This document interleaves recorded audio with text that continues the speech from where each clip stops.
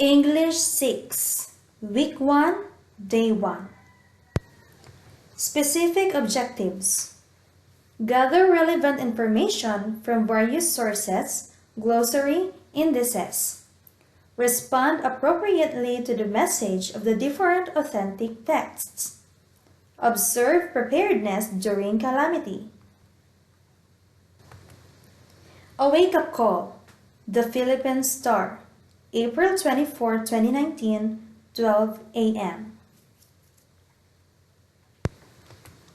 It wasn't the big one, seismologists stressed, after a strong earthquake rocked parts of Luzon, including Metro Manila, the other day.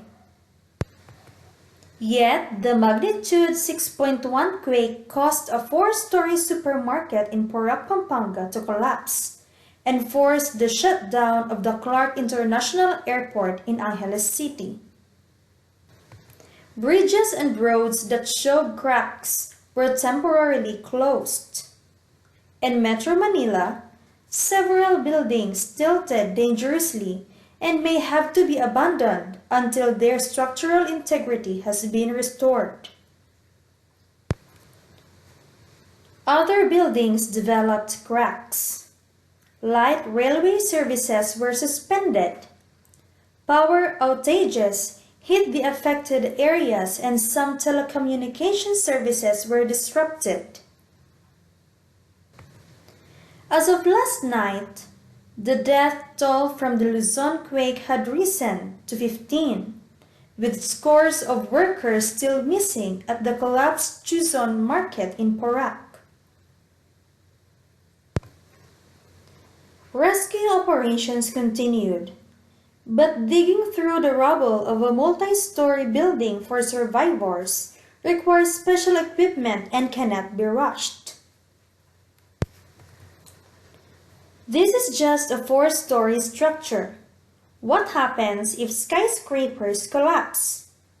A fire raged at the Petron Fuel Refinery in Limay, Bataan, beginning late Monday afternoon, although the company claimed it had nothing to do with the earthquake.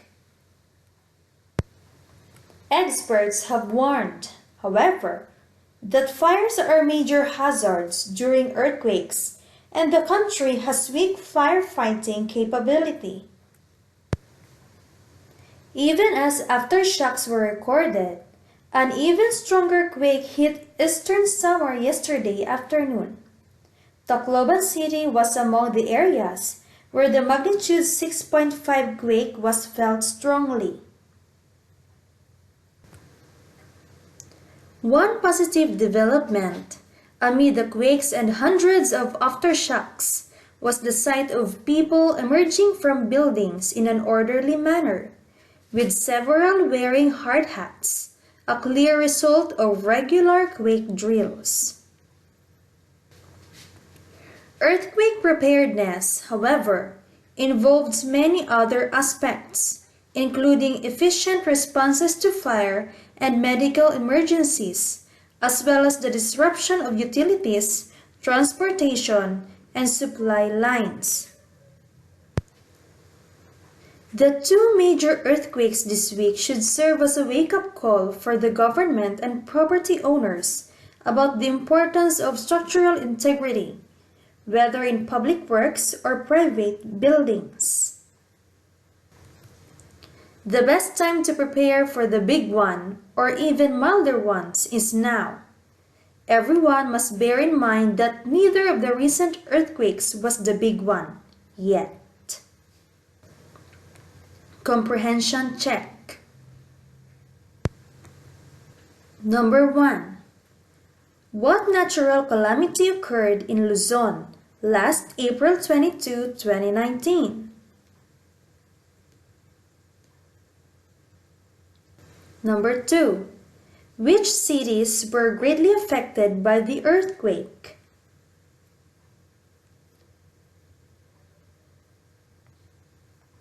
Number 3. What were the effects of earthquake to the cities? What are the other hazardous effects of earthquake? Number 4. What are the precautionary measures before, during, and after an earthquake? Why is it entitled A Wake-Up Call?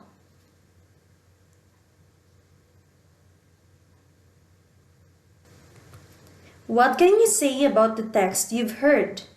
What kind of text is this?